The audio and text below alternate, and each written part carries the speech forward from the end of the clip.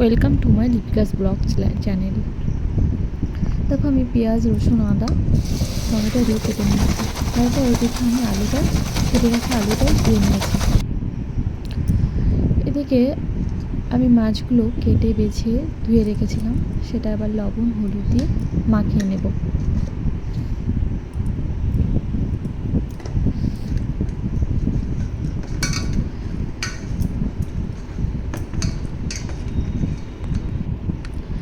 মাখিয়ে নেওয়া হয়ে গেছে। এদিকে আমার কড়াইটাও গরম হয়ে গেছে, তেলটা গরম হতে দেব। তারপর আমি এক এক করে প্রত্যেকটা মাছ ভেজে নেব লাল লাল করে।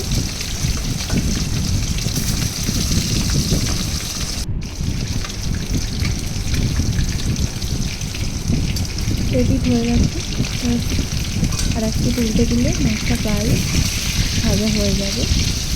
দেখো লাল লাল করে ভাজা হয়ে গেছে, বেশ দেখতে সুন্দর লাগছে।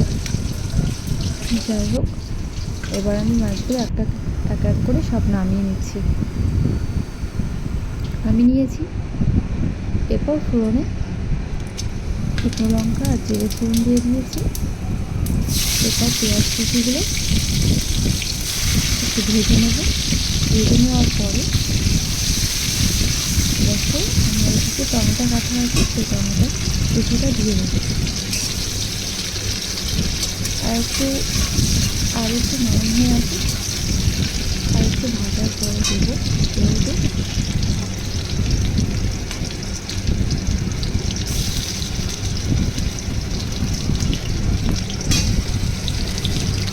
এবার দেখো আমি আদা রসুনের পেস্টটা দিয়েছি, তারপরে দিয়েছিলাম পেস্ট করা।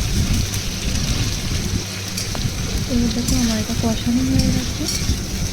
এরপর আমি লবণ, হলুদ আর লঙ্কা দিয়ে দেবো পরিমাণ মতো।